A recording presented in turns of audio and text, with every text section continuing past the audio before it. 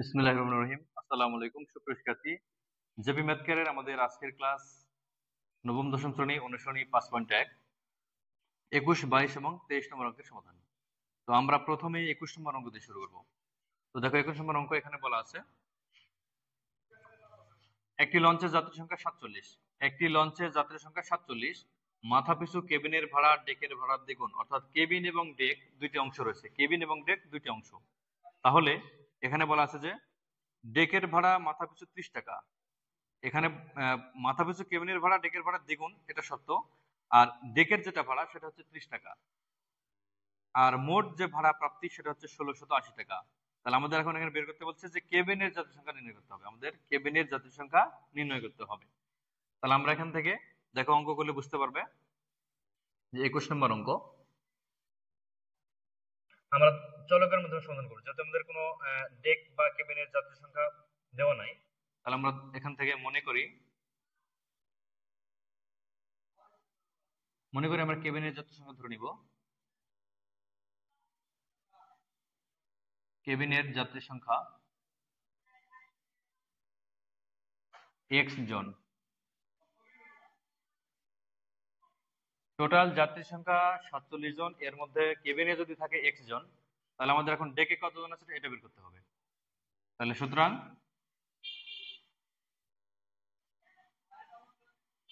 ডেকের যাত্রী সংখ্যা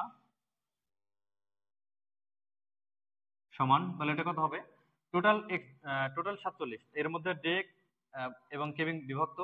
তো কেবিন হচ্ছে 47 x জন, তাহলে ডেক কত, তাহলে আমাদের এটা হবে কি, যেটা হবে 47 মাইনাস 1 জন, মানে টোটাল থেকে যে কেবিনের যাত্রী সংখ্যা সেটা বাদ দেবে। তাহলে আমরা পাবো কি ডেকের সংখ্যা। তাহলে এই জন্য ডেকের যাত্রী সংখ্যা কি হবে, এটা হবে 47 মাইনাস x জন। তাহলে আমরা এখন এই কেবিন এবং ডেকের যেহেতু যাত্রী সংখ্যা বের করছি চলকের মাধ্যমে, আমরা এখন ভাড়া বের করব। তাহলে এখানে কিন্তু ভাড়া ডেকেরটা দেওয়াই আছে। তাহলে এখন ডেকের ভাড়া, ডেকের মাথাপিছু ভাড়া,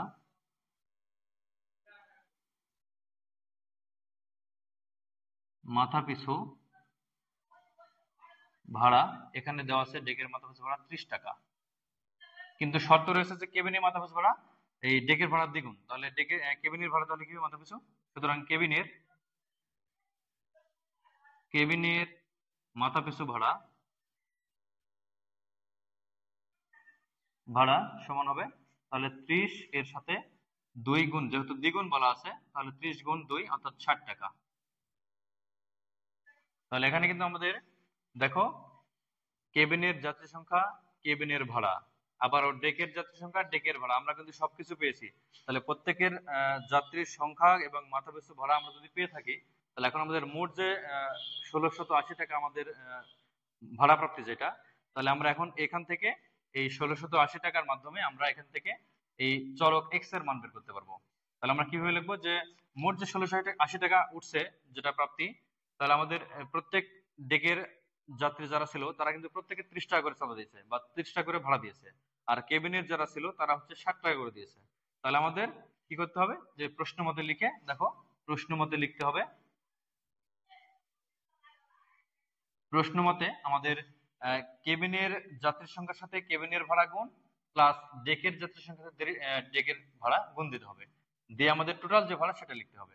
তাহলে আমাদের এখানে কিন্তু কেবিনের ভাড়া 60 টাকা আছে, তাহলে আমরা ভাড়া আগে লিখতে পারি অথবা যাত্রী সংখ্যা আগে লিখতে পারি। তাহলে 60 গুণ এর সংখ্যা ছিল এক্স এক্স, তাহলে 60 গুণ এক্স প্লাস এটা হচ্ছে কেবিনের মোট ভাড়া, এরপর হচ্ছে ডেকের মোট ভাড়া। তাহলে ডেকের ভাড়া কত মাথা পিছু, ডেকের মাথা পিছু ভাড়া হচ্ছে 30 টাকা, তাহলে 30, আর ডেকের যাত্রী সংখ্যা হচ্ছে 47 মাইনাস এক্স, তাহলে এখানে হবে 47 মাইনাস এক্স। তাহলে এটা হচ্ছে কেবিনের মোট টাকা, এটা হচ্ছে ডেকের মোট টাকা, তাহলে সমান আমাদের সর্বমোট টাকা উত্তোলন 1680 টাকা। তাহলে এই সমীকরণ থেকে আমরা এক্স এর মান বের করতে পারলে আমরা কিন্তু এক্স এর মান, কেবিনের যাত্রী সংখ্যা আমাদের এখানে বলা আছে যে কেবিনের যাত্রী সংখ্যা বের করতে হবে, যেটা আমরা ধরে নিয়েছি কেবিনের যাত্রী সংখ্যা x জন, তার মানে এক্স এর মান বের করলে আমাদের কেবিনের যাত্রী সংখ্যা বের হয়ে যাবে। তাহলে দেখো এখান থেকে আমরা ক্যালকুলেশন করি। তাহলে এখানে এখানে 60 দ্বারা x কে গুণ করলে হবে 60x প্লাস 30 দ্বারা 47, আমরা এটা যদি গুণ করি তাহলে এটা আসবে 30 গুণ 47 1410 অর্থাৎ 1410। এরপরে মাইনাস প্লাস মাইনাসে মাইনাস 30 দ্বারা x কে গুণ করলে হবে এটা আবার 30x সমান এই যে 1680 টাকা। এখানে শুধু এখানে গুণ করা হলো শুধু। এরপরে আমরা এখন যোগ বিয়োগ করবো। এখান থেকে দেখো এখানে 60 অর্থাৎ 60x, এখানে 30x, এটা প্লাসের এটা মাইনাসের। তাহলে 60 থেকে 30 বাদ দিলে কত হয়? 30 হয়। তাহলে 30x, 60x থেকে 30x বাদ দিলে 30x থাকে। এখন আমরা সমান লিখবো। সমান কেন? আমরা এই সংখ্যাটা ডান পাশে বিয়োগ করে দেবো। তাহলে এখানে কত আছে? 1680 টাকা আছে।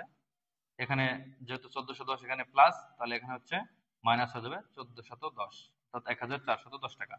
তাহলে এখান থেকে আমরা 30x সমান পাবো 1680 থেকে আমরা 1410 বিয়োগ করব। তাহলে 1680 অর্থাৎ 1610 থেকে 680 থেকে আমরা বিয়োগ করব 1410 টাকা, 270 টাকা। তাহলে এখানে হবে 270। আমাদের উদ্দেশ্য x এর মান বের করা। তাহলে আমরা x সমান রেখে দিব এখানে। তাহলে x সমান কি হবে? এখানে 270 আছে, আর এই যে x এর সাথে 30 সেটা গুণ আছে কিন্তু, তাহলে যদি গুণ থাকে আমরা ডান পাশে সেটা ভাগ করে দেব। তাহলে এখানে 270 আর এখানে ভাগ 30।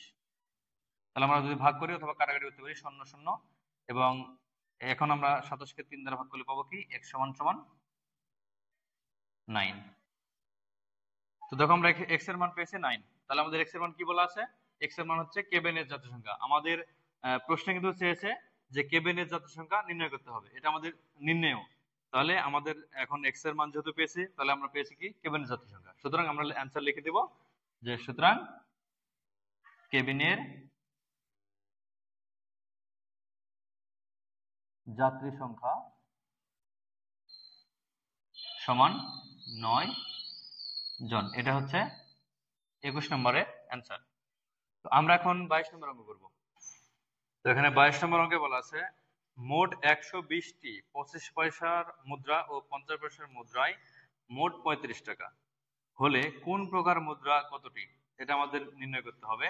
এটা আগে বুঝতে হবে যে মোট 120টি 25 পয়সা ও 50 পয়সার মুদ্রায় মোট 35 টাকা, অর্থাৎ আমাদের এখানে কিন্তু টোটাল পয়সা হচ্ছে 120টি। এর মধ্যে 25 পয়সাও রয়েছে কিছু, 50 পয়সাও রয়েছে কিছু, কিন্তু ওই টোটাল হচ্ছে 120টি পয়সা মিলে আমাদের কিন্তু এখানে 35 টাকা। তাহলে কোন পয়সা কত কি পরিমাণ রয়েছে আমাদের এইটা বের করতে হবে। তাহলে আমরা যে কোনোটা চলকের মাধ্যমে ধরে নিব। যে আমরা এখানে লিখবো, দেখো 22 নাম্বার, মনে করি আমরা 25 পয়সা ধরে নিই।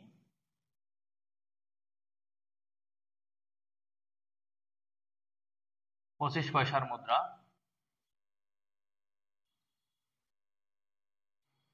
সমান xt। 25 পয়সার মুদ্রা xt, আর টোটাল কিন্তু টোটাল পয়সা 120টি। তাহলে আমাদের বের করতে হবে 50 পয়সার মুদ্রা কতটি। সুতরাং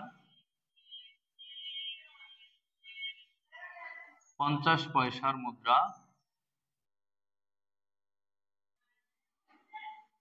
সমান, তাহলে কি হবে? টোটাল 120টি পয়সার মধ্যে যদি xt হয় 25 পয়সা, তাহলে 50 পয়সা কতটি হবে? অবশ্যই এটা হচ্ছে টোটাল থেকে x বাদ, অর্থাৎ 120 বিয়োগ xt, সেই পূর্বের অঙ্কের মতোই। তাহলে আমাদের এখন চলকের মাধ্যমে হলেও আমরা কিন্তু 25 পয়সা এবং 50 পয়সা মুদ্রা এখানে বের করতে পেরেছি। তো এখন আমাদের এই উভয় প্রকার মুদ্রাকে আমাদের এই 35 টাকা যে মোট টাকা সেটা আমাদের নিয়ে যেতে হবে। এর জন্য আমাদের উভয় প্রকার মুদ্রার মান বের করতে হবে। উভয় প্রকার মুদ্রার মান আমরা এখন এখানে লিখবো যে উভয় প্রকার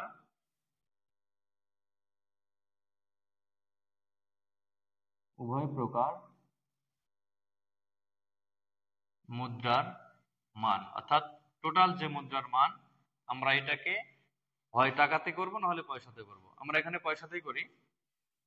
দেখো তাহলে আমাদের কি যে xt হচ্ছে 25 পয়সার মুদ্রা, তাহলে আমরা x সংখ্যাটিকে 25 দ্বারা গুণ করব, করে আমাদের মোট পয়সা কত হবে সেটা বের করতে হবে। এর সাথে আবার 120 মাইনাস 60 এটাকে আমরা 50 দ্বারা গুণ করে মোট পয়সা কত এটা বের করব। তোমরা একবার যদি করি সেক্ষেত্রে কি হবে যে 25 পয়সার মুদ্রার সাথে 25 গুণ, 50 পয়সার মুদ্রার সাথে 50 গুণ, তাহলে আমাদের উভয় প্রকার মুদ্রার মান কিন্তু পেয়ে যাব। তাহলে এখানে 25 পয়সার মুদ্রা আমরা 25 দ্বারা গুণ করব, তাহলে এখানে হবে 25 গুণ কতটি, 25 পয়সার মুদ্রা এক্সটি, এক্স, 25 গুণ এক্স প্লাস, একবারে করতেছি 50 পয়সার মুদ্রা, এখন 50 পয়সার মুদ্রা 50 দ্বারা গুণ, তাহলে 50 পয়সার মুদ্রা 50 দ্বারা গুণ করবো, তাহলে সংখ্যা হচ্ছে 120 মাইনাস এক্স, 120 মাইনাস এক্স। এটা হচ্ছে উভয় প্রকার মুদ্রার মান। তাহলে আমরা এটাকে বের করে নিই আগে। তাহলে 25 দ্বারা এক্স কে গুণ করলে হবে 25x প্লাস 50 দ্বারা 120 কে যদি আমরা গুণ করি তাহলে এখানে হবে 50 গুণ 120 6000 মাইনাস, এখানে প্লাস মাইনাসে মাইনাস, 50 দ্বারা x কে গুণ করলে হবে 50x। তাহলে আমরা এটা এখন যদি ছোট করে নিই সেক্ষেত্রে আমরা এখান থেকে দেখো 25x, এটা হচ্ছে প্লাসের, এটা মাইনাসের, তাহলে এখান থেকে 25 থেকে 50 বাদ, এটা কিন্তু মাইনাস 25 আসবে, কারণ মাইনাসটা পরে লিখি, আগে আমরা লিখবো 6000, এটা আমরা আগে লিখে নিলাম মাইনাস 25x, 50 থেকে 25 বাদ দিলে মাইনাস 25x। এটা হচ্ছে উভয় প্রকার মুদ্রার মান। কিন্তু এখানে কিন্তু আমাদের বলা আছে যে মোট টাকা হচ্ছে 35 টাকা। তো আমরা এখন এই 35 টাকাকে আবার পয়সাতে নিয়ে যাব কিভাবে, এটা কিন্তু আমরা পয়সাতে বের করেছি, দেখো 25 পয়সা 50 পয়সা দ্বারা গুণ করেছি, তাহলে এটা কিন্তু পয়সাতে আসছে। তাহলে আমরা এটা, আচ্ছা এখানে লিখে দিতে পারি পয়সা, এটাও পয়সা এটাও পয়সা, আমরা এটা পয়সাতে কনভার্ট করেছি। এখন এই 35 টাকাকে আমরা পয়সাতে নিয়ে যাব কিভাবে, যে আমরা জানি যে 1 টাকা সমান 100 পয়সা, তাহলে সুতরাং 35 টাকা সমান কত হবে, তাহলে 35 গুণ 100 পয়সা, তাহলে কত হবে 3500, অর্থাৎ 3500 পয়সা। এটা হচ্ছে 35 টাকাকে আমরা পয়সাতে নিয়ে গেলাম। আমরা যদি এই টাকা, এই পয়সাকে আমরা টাকাতে নিয়ে যেতাম তাহলে কিন্তু হতো, তাহলে আমাদের এইটাকে 100 দ্বারা গুণ করতে হতো দুইটাকেই।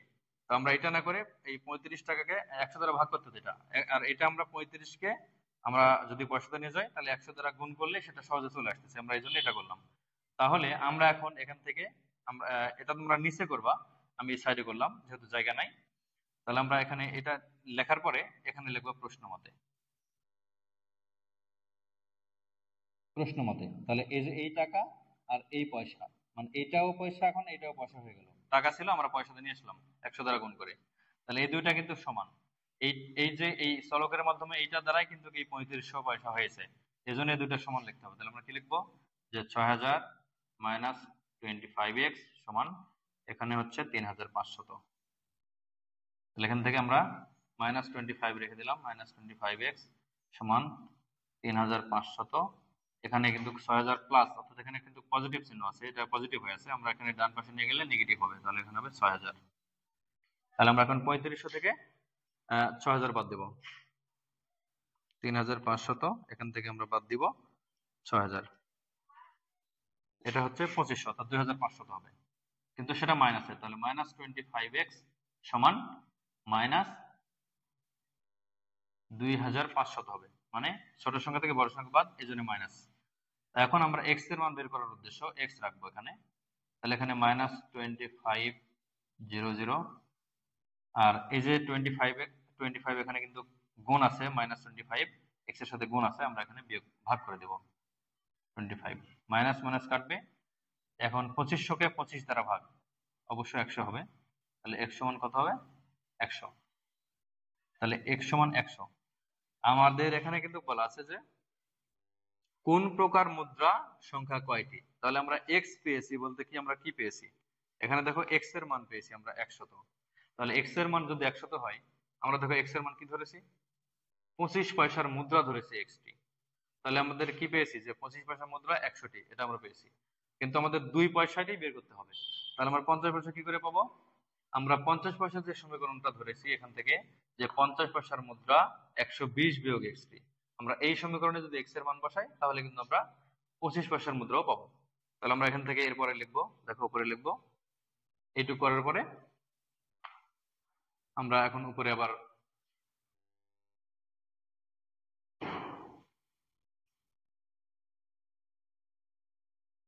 এখানে লিখবো যে সুতরাং 25 পয়সার মুদ্রা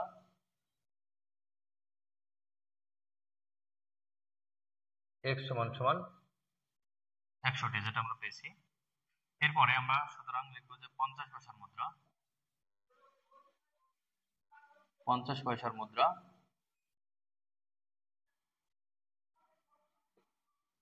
কি ছিল, এখানে ছিল 50 পয়সার মুদ্রা 120 মাইনাস এক্স টি। তাহলে কি হবে, 120 মাইনাস এক্স এর মান 100 সমান 120 থেকে যদি আমরা 100 বাদ দিই তাহলে কত আসবে, 20 টি। তাহলে কি 25 পয়সার মুদ্রা 100টি, 50 পয়সার মুদ্রা 20টি। আমরা এটা অ্যান্সার লিখে দিলে আমাদের কিন্তু হয়ে যাবে।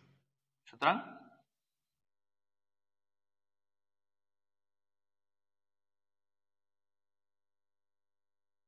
25 পয়সার মুদ্রা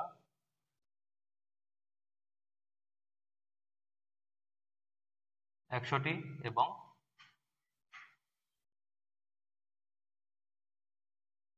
50 পয়সার মুদ্রা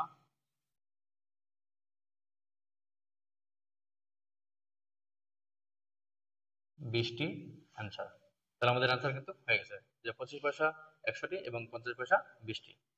আমরা এখন 23 নম্বর অঙ্ক করব। দেখো তো এখানে 23 নম্বর অঙ্কে বলা আছে একটি গাড়ি ঘন্টায় 60 কিলোমিটার বেগে কিছু পথ এবং ঘন্টায় 40 কিলোমিটার বেগে কিছু পথ বা অবশিষ্ট পথ অতিক্রম করলো।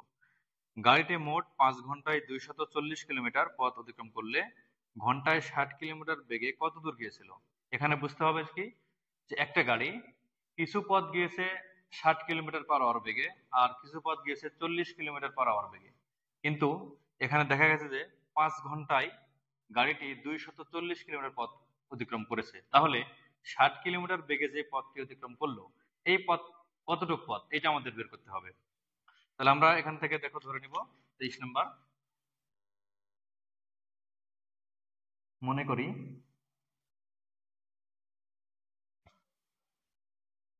ঘন্টায় 60 কিলোমিটার বেগে অতিক্রম করে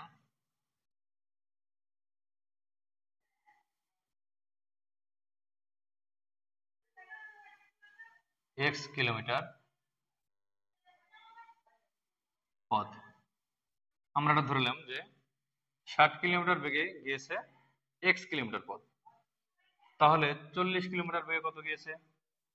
সুতরাং ঘন্টায় 40 কিলোমিটার বেগে অতিক্রম করে, এটা কত হবে, টোটাল পথ কত, 240 কিলোমিটার। এর মধ্যে 60 কিলোমিটার পার আওয়ার বেগে গিয়েছে x কিলোমিটার, তাহলে আমাদের 40-এ কত গিয়েছে, আমরা এটা লিখবো যে 240 বিয়োগ x কিলোমিটার পথ। টোটাল পথ থেকে আমরা যে 60-এ যেটা গেছি সেটা বাদ, তাহলে চলকের মাধ্যমে পেয়েছি 60 কিলোমিটার এবং 40 কিলোমিটারের বেগের যে আমরা টোটাল অতিক্রান্ত দূরত্ব আমরা পেয়েছি। এখন আমাদের মোট 5 ঘন্টায় কিন্তু অতিক্রম করেছে, তাহলে আমরা কিন্তু জানি যে আমরা একটা সূত্র লিখে নিতে পারি যে আমরা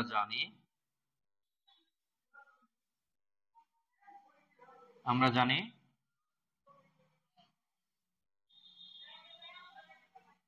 যে বেগ সমান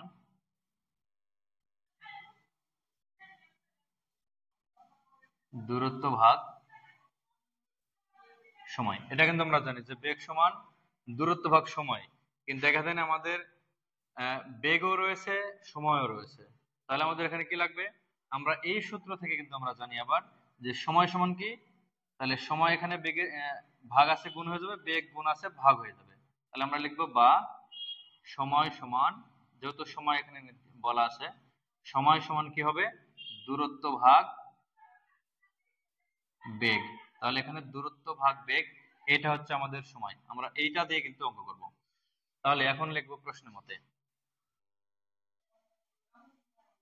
মতে তাহলে আমরা কি লিখবো যে দূরত্ব ভাগ বেগ। সময় যেহেতু 5 ঘন্টা দেওয়া আছে, টোটাল 5 ঘন্টা সময় দেওয়া আছে, আমাদের 5 ঘন্টা কিন্তু নির্ণয় করতে হবে 5 ঘন্টা দিয়েই।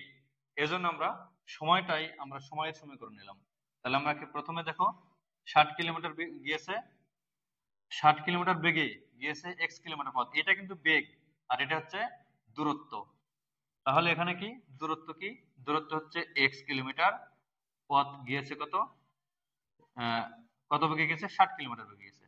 x কিলোমিটার পথ গিয়েছে 60 কিলোমিটার বেগে, এর সাথে প্লাস এই পরিমাণ পথ অর্থাৎ 240 মাইনাস x কিলোমিটার পথ গিয়েছে 40 কিলোমিটার পার আওয়ার বেগে। তাহলে আমরা কি লিখবো এখানে, এখানে লিখবো 240 মাইনাস x, এই বেগ, এটা হচ্ছে এত দূর পথ, আর বেগ হচ্ছে 40 কিলোমিটার পার আওয়ার, এই যে এটা বেগ।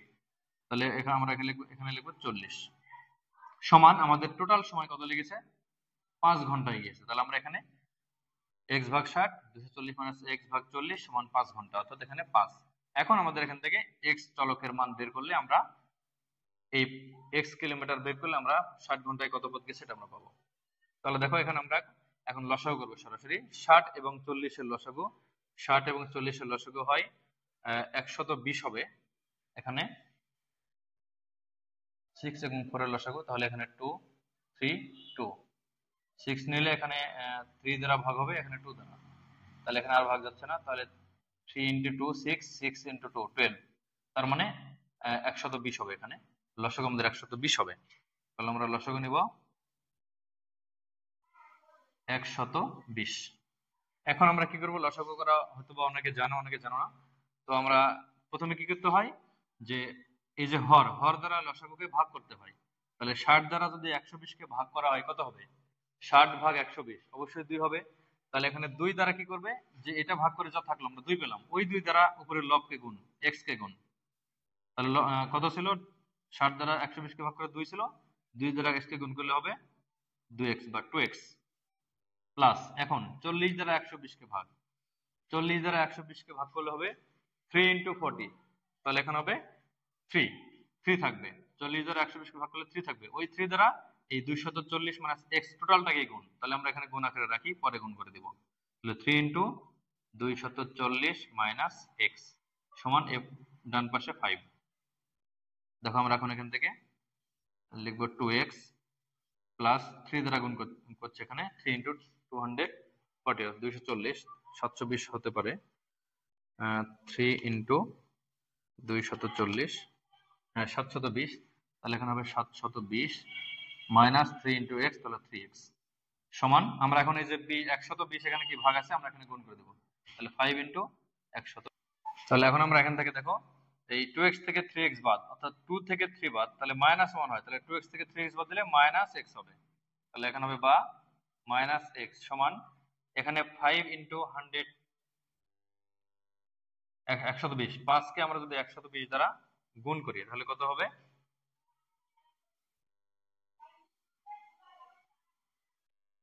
5 ইন্টু 120,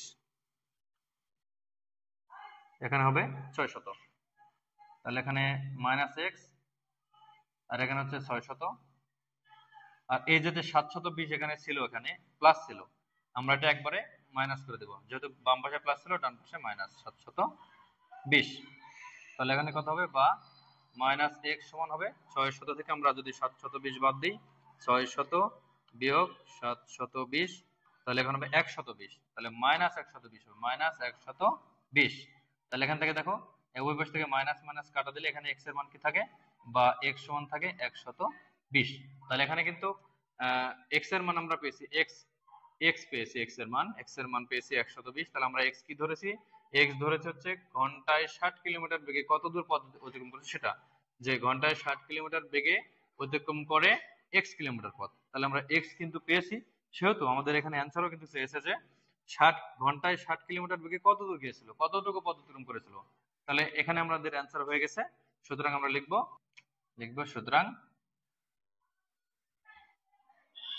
সুতরাং ঘন্টায় 60 কিলোমিটার বেগে